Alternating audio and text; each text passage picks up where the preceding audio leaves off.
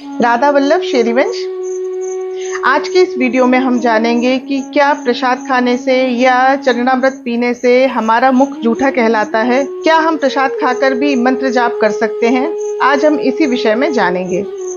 देखिए, सबसे पहले तो ये जान लीजिए कि भक्ति में सबसे बड़ा दोष है अपवित्र रहना। यदि आप भक्त हैं, आप साधक हैं और आप भगवत प्राप्ति करना चाहते हैं, और यदि आप अपवित्र अवस्था में रहते हैं, अपवित्र अवस्था में नाम जप करते हैं, मंत्र जाप करते हैं, तो ये आपके लिए सहयोगी नहीं, उल्टा आपके लिए हानिकारक साबित होगा।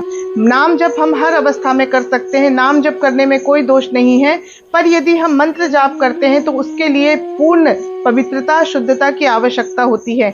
इसलिए पवित्रता का पूर्ण रूप से ध्यान रखना चाहिए। कभी भी जूठे मुंह मंत्र जाप नहीं करना चाहिए। पहली बात तो किसी भी साधक को कभी भी मुख जूठा करके नहीं रहना चाहिए, हमेशा उसे पवित्र अवस्था में रहना चाहिए। पर यहाँ एक बात ध्यान रखने की यह भी है कि यदि हम किसी मंदिर में जाते हैं और वहाँ यदि हमें वहाँ से चरणामृत मिलता है या हमें वहाँ भगवान की प्रसादी मिलती है, तो क्या हमें उसे ग्रहण करना चाहिए?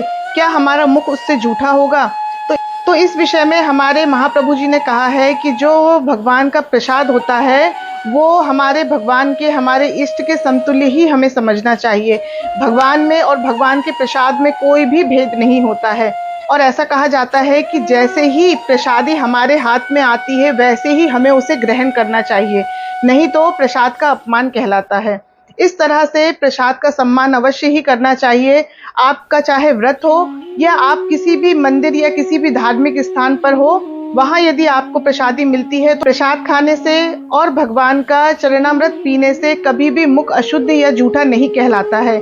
यदि आपने भगवत प्रसाद ग्रहण किया है या भगवान का चरणामृत ग्रहण किया है तो उसके बाद भी आप मंत्र जाप कर सकते हैं, इसमें कोई भी किसी तरह का निषेध नहीं है। हमारे राधा वल्लभ संप्रदाय में हमारे महाप्रभु जी ने प्रसाद की अत्यंत महिमा बताई है।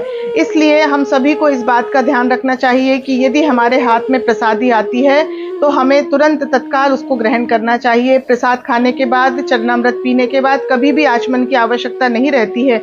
आप बिना आचमन करे भी नाम जप, मंत्र जाप कर सकते हो, इसमें किसी भी तरह का कोई निषेध नहीं है। आशा करती हूँ आज की छोटी सी जानकारी आपको अवश्य अच्छी लगी होगी, तो आप भी अपने जीवन में इसका लाभ उठाएंगे। और आगे से यदि आपके मन में भी कोई ऐसी शंका हो, कोई ऐसी दुविधा हो कि आप प्रसाद ग्रहण करें या ना करें, तो आप, ऐसा नहीं है, आप प्रसाद ग्रहण कर सकते हैं और नाम जप, मंत्र जाप भी उसके बाद कर सकते हैं।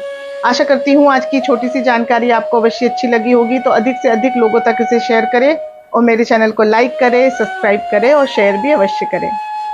जय जय श्री राधे।